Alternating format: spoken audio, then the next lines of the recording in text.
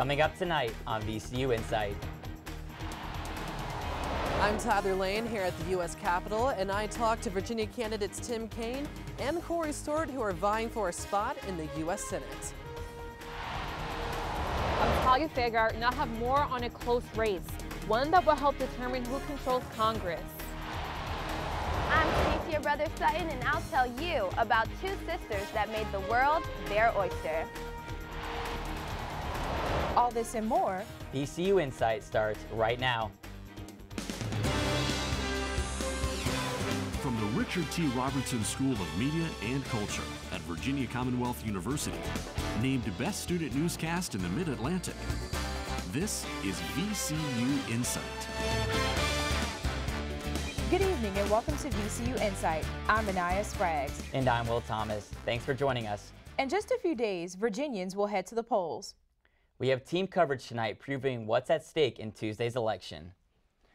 We'll start with a preview of Virginia's Senate race, where Democratic Senator Tim Kaine is hoping to keep his seat in a race against Republican Corey Stewart. InSight's Tyler Lane spoke with the candidates about key issues for young voters across the Commonwealth. Good evening, Tyler. Good evening, Will. This election marks the first where eligible millennial voters outnumber baby boomers. So I want to talk to the candidates about how they could potentially impact what's now their largest voter demographic. The countdown to November 6 has reached its final days as Senator Tim Kaine and his Republican challenger Corey Stewart battle to break the undecideds, blue or red. And both candidates believe they've got the solutions for the issues facing young voters. Trump-approved conservative Corey Stewart says millennials are most concerned with job opportunities. We've got a roaring economy, an economy with the lowest unemployment rate in 52 years, if that holds up. When all of you guys get out of college or whatever, you move on with your lives, you're going to have a job, you're going to have a good paying job. He says he plans to keep it going by renewing last year's tax cuts and pressuring foreign trade partners to open their markets to American-made goods. Tim Kaine has a different approach. The job opportunities are going to come primarily if people have the skills they need. I think we define education too narrowly. We need to more broadly fund and encourage career and technical education. Nearly 80,000 Virginians under the age of 25 have registered to vote this year, and 20% of Virginia's registered voters are under the age of 30.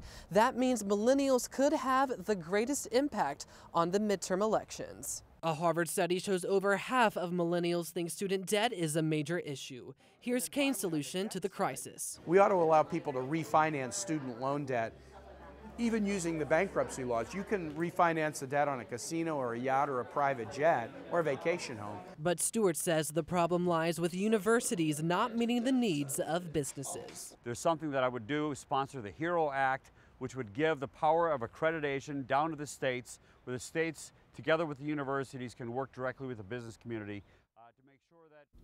Now, only 1 out of every 6 Americans under the age of 30 voted in the 2014 midterms. But last year here in Virginia, youth voter turnout was way up for the governor's election. And the candidates say they expect the same thing on Tuesday. Tyler Lane reporting from our Richmond newsroom. Thanks, Tyler. Another big race we're tracking tonight. A tight battle in Virginia's 7th Congressional District has drawn national attention. InSight's Talia Fagar found out more about the candidates. Good evening, Talia. Good evening, Anaya. The 7th Congressional race is one of the dozens of toss-up districts that will help determine who gets control of the House. Dave Bratt is the current congressman in the 7th District. He's trying to hold his seat against Democratic challenger Abigail Spanberger. Bratt won the seat with more than 60% of the vote in 2014, but since then the district boundaries have been redrawn. Recent polling shows a race that could go either way. Candidates differ on key issues such as taxes, healthcare, and environmental protections. I reached out to Bratt, Spanberger, and Joe Walton to sit down and talk about issues facing young voters. Bratt's campaign did not return my messages, but I was able to talk to Spanberger and Walton. Spanberger told me she sees millennials as a key group in the upcoming elections. Abigail Spanberger, Democratic candidate for the 7th District. Thank you for joining us. Thank you so much for having me. I really appreciate it. 80,000 Virginians under 25 have registered to vote this year. What do you think are some issues that are surrounding the so-called millennial generation? Well, it's exciting to see the numbers of younger voters who are registering and getting involved. And I think some of the issues that are motivating them the most, we've seen a lot of movement around gun violence prevention and a real desire to see Congress and Washington make progress. But I think overall, it's an overall awareness that so many things that are important to younger voters and younger Americans are in fact really political. So be it student loan debt, be it healthcare options, be it their educational experience, that maybe started with some particular issues, but is just expanding to politics writ large. Speaking of student debt, millennials are faced with over $1 trillion in student debt, and you yourself said you would advocate for those who, from entering into leaving school and graduating. What are some potential solutions for solving the student debt crisis? Well, this is such an important one. The student debt, there's more student debt in the United States of America than credit card debt. So when you think about the profound nature and the impact that that has on people's ability to choose a job that they may want to take, or buy a first home, or buy a car, and so some of the things that I think are incredibly important is the ability for those with student loan debt to be able to refinance their loans with the most competitive rate available. There's also a bipartisan movement in Congress right now to give some tax incentives to employers who can help pay down student loans, and there's a lot of movement and excitement over that sort of proposal that would help students pay back their student loans and also give employers a real strong way of attracting employees as well. Speaking of students, from high school, whether they're doing a four-year college degree, many of them are jumping into the job market. What are some measures that you support for increasing job opportunities and wages for younger people? So across the board, it's good for everyone. It's good for the individual. It's good for the larger economy when people have greater opportunity, when people are prepared to pursue opportunities. So it really runs the gamut, and the gamut being, I think that our communities should be strengthening our career and technical training. They should be strengthening apprenticeship programs for those who may not want to pursue a four-year degree or the career path for them doesn't require it. In addition, overall looking at the minimum wage, I'm a supporter of raising the minimum wage. There are many families where people are struggling 2-3 jobs to try and make ends meet, and that's a real significant challenge here in our community, and it impacts the larger community in many ways. Earlier, you had said that healthcare was one of the issues that are facing millennials right now. You support Medicare X, which would be a public option. That's right. For healthcare. Do you see that as something that young people could afford? So as it's proposed, the Medicare X bill, it's a public option proposal. It would be put in place in addition to the marketplace plans that are already there. Basically, the rates of that would be, by the estimates, significantly cheaper, or competitively cheaper than what's available with a lot of private insurance. And there would be subsidies available, the same subsidies available under the ACA program for those who qualify would be available as the bill's proposed through this public option as well. Now, switching gears a little bit, I'm sure you've heard of the International Science Group who gave out a warning pretty much saying that climate change effects are coming a lot sooner than we had anticipated. What are some steps that you would like to see Congress take in order to help address this global climate change? Yeah, so global climate change is a significant issue, and I think the first step is to have a Congress that's ready and willing to recognize it as a threat to our communities in terms of the economies, healthcare issues, a national security issue. And I think first and foremost, we need a Congress that's willing to take a step forward and recognize the threat.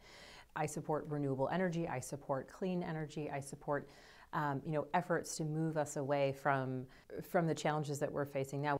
The harm that we're doing to the environment is one that we need to address quickly. And I think that was a real wake-up call, and ideally we will get a Congress come January that's willing to be a little bit more aggressive in taking action. As for my last question, you have many young voters in your district and all around Virginia, but millennials don't really have a great reputation for turning out to the polls.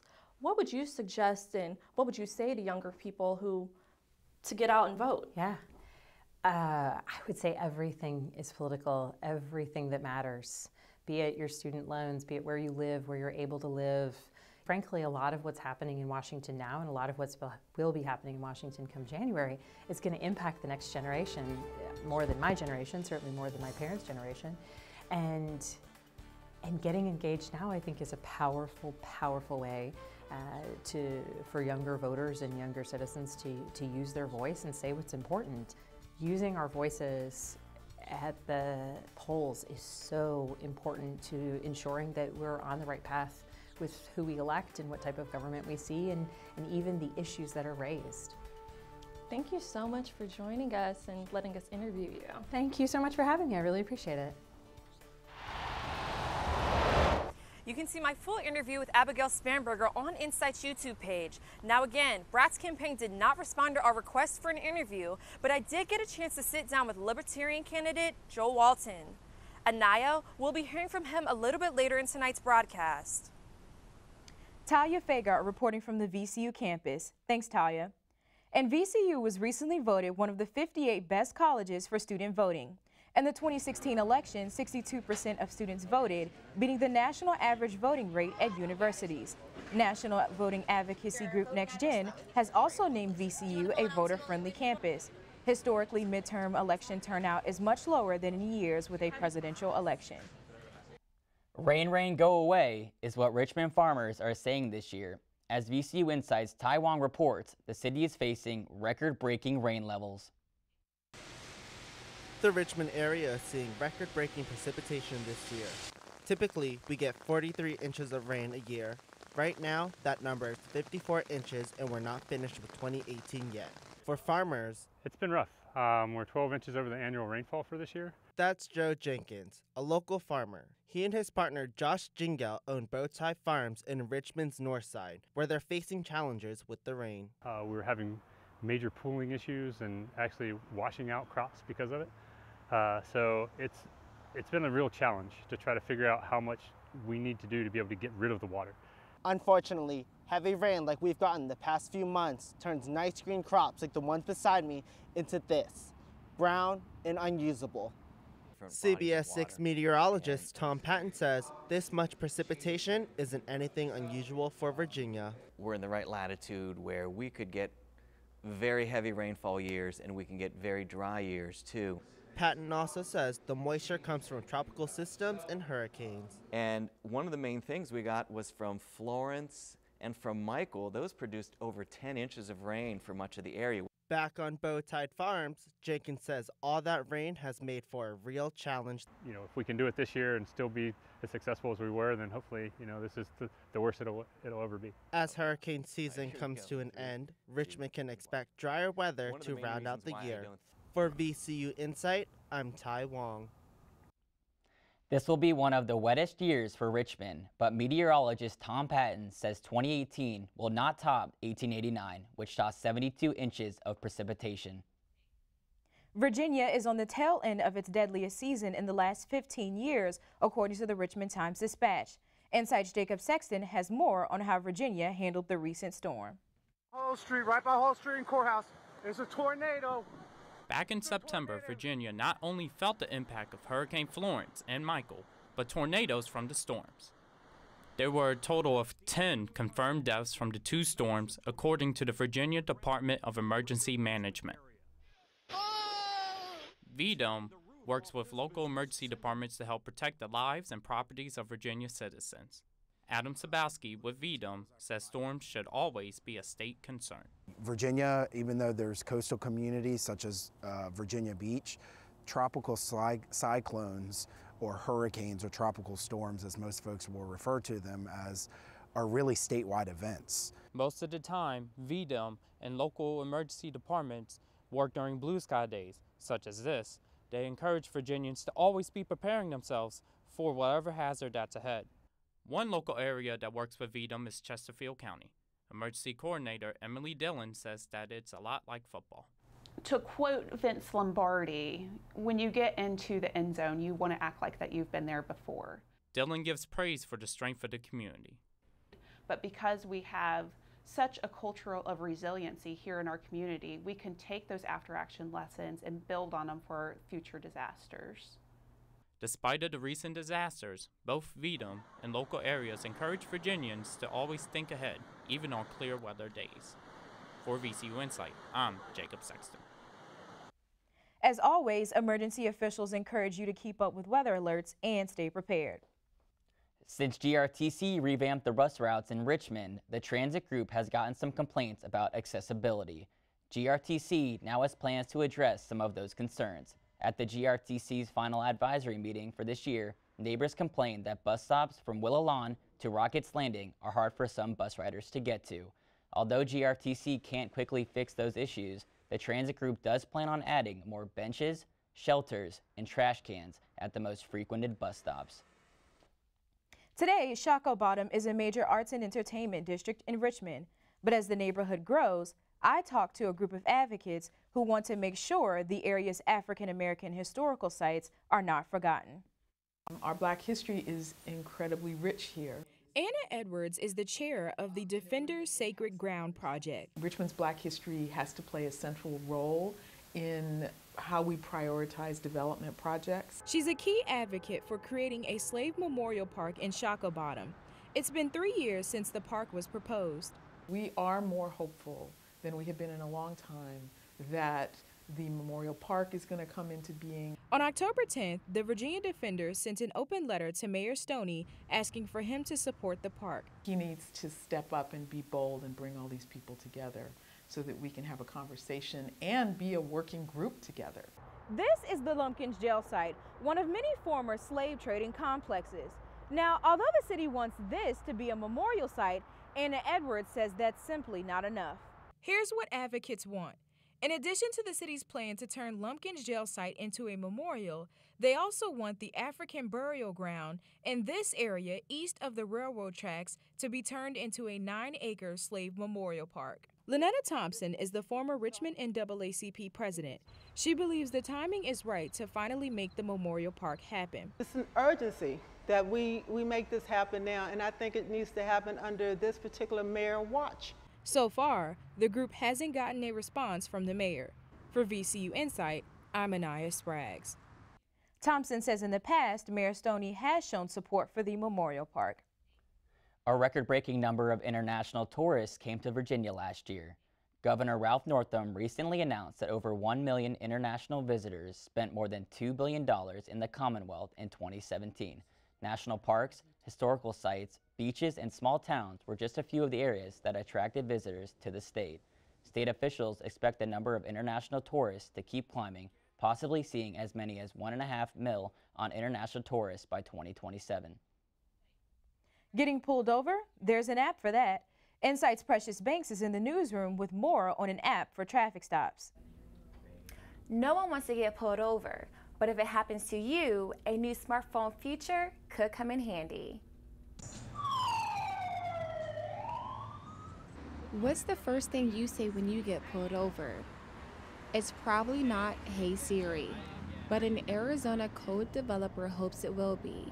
It's a smartphone shortcut called Police, and it records your encounter with officers. Kevin Sontag says he was put over for having his brights on. So it was around 12 o'clock at night. I was entering a big major road and police lights just showed up right behind me. He says the app would have made him feel more secure. It probably would have gave me a little bit more peace of mind. I probably could have something on hand in case something did go awry. If you find yourself getting pulled over and you have the app downloaded, all you have to do is say, "Hey Siri, I'm getting pulled over," and the app is activated and it starts to record the interaction between you and the police. The command dims your phone, turns on Do Not Disturb, and sends a text with your location to an emergency contact. Then it starts recording. Bill Farah with ACLU says a third-party video is very important. And we would encourage, people to film the police. That is your right. You have the absolute right to film the police and their activities. He wishes video recordings with police weren't necessary, but he says it helps keep officers accountable. Hopefully people will embrace it. Hopefully law enforcement, will embrace it if they mean what they say about transparency and accountability. Police Shortcut is currently only available on the iPhone. For VCU InSight, I'm Precious Banks. The Virginia Association of Chiefs of Police told NBC 12 that video is often helpful when a question comes up about police conduct. Now, this shortcut is only available for the iPhone, but there are similar apps for Android. Anaya? Precious Banks reporting live from our newsroom. Thanks, Precious. 20 years ago, Wawa opened its first store. To celebrate, it brought a new location to Richmond. Now you can pick up a hoagie and fill up your tank at Wawa's newest store on North Boulevard, right across from the Diamond. The new location will employ about 50 associates. A Wawa spokesperson says this is the only first of the 3 locations opening in Central Virginia this year. The other 2 stores will be coming to Ashland and Chesterfield later this fall. Turning back to the upcoming midterm election, InSight's Talia Fagart sat down with the Libertarian candidate in the 7th District to talk about key issues facing millennial voters. I'm here in the studio with Joe Walton, a Libertarian candidate running for Congress in Virginia's 7th District. Thanks for being here, Mr. Walton. Hey, thank you very much. Thanks for having me. What do you see are some major issues that are surrounding the so-called millennial generation? Well, I think the major issues are some of the demographic changes and public policy changes. Gay marriage is one important one that has, for years, there was a lot of resistance to it, and all of a sudden in the last 10 or 15 years that it has switched from a very large majority opposed to a majority in support of. And so I think the millennials have a lot to do with that. I think it's important for them to get out and vote. There are a lot of changes and things that are going on in the country that need young people to get up, voice their opinion, get out and register to vote and make sure they know the entire ballot. I will say, as a Libertarian, as a third-party candidate, sometimes people don't think of that, that candidacy. And so it's important for millennials to use the internet and all the other means to figure out what the positions are of the actual candidates, who all the candidates are, and get out and vote. I think student debt as well is also something that a lot of millennials face and worry about. What do you think are some potential solutions into solving that crisis? That's a good one. Student debt is very important. I'm a PhD student here at VCU. Some of my colleagues have what they refer to as a mortgage on their mind. So they've gone for 4 years and a graduate degree and then a PhD. And when they get out, they have hundreds of thousands or tens and hundreds of thousands of dollars in debt. In particular, I'm in the public policy program here at VCU, and the goal is to go into the public service, go into private, local, or not private sector, but local government or federal government, and those roles don't pay as much as the private sector. And so having some aggressive programs where people who are going to go into a governmental or public service capacity with their 4-year degree or master's or PhD, having aggressive programs where those loans are, there's loan assistance or those loans are paid off and loan forgiveness. Teachers who go into underserved areas once they've gotten their degree, I think is appropriate. We also need to look at how the loans are being given and to whom the loans are being given, because the cost of higher ed has gone up in excess of inflation, in excess of health care. It's the fastest growing cost sector in the United States. And a lot of that has to do with free and easy loans with the promise of jobs and things of that nature that haven't materialized. And so we need to do better as a government, as a federal government, in how we do student loan programs, both on the lending side and also on the forgiveness side. And for my final question, a lot of people associate themselves with 2 main parties without giving a third option a second thought. What do you want people to know about the Libertarian platform? Well, I will answer that in general. So the Libertarian platform, a lot of has issues that are popular with both sides, or issues that are from the political left and the political right. I call myself a sensible centrist. Your actual question was, a lot of people identify with the Democrat and the Republican Party, but not a majority of people identify with the Democrat or the Republicans. It's about 30% on the far left and 30% on the far right. And so 40% or so in the middle identify as independent or with another party. That is the part of the electorate that I'm targeting with the Sensible Centrist campaign. And what I would say is that people, as I said with millennials, and it applies to people middle-aged and older folks as well, They need to look at the platforms, look at the candidates, understand what is out there, and understand that the majority of the population, in fact, do have tendencies that are on the political left and the political right. And so I think candidates that combine those do have some traction with the electorate and should get a look. Thank you. I've been speaking with Joe Walton, the Libertarian candidate in Virginia's 7th District. Thanks for stopping by, Mr. Walton. Thank you for having me.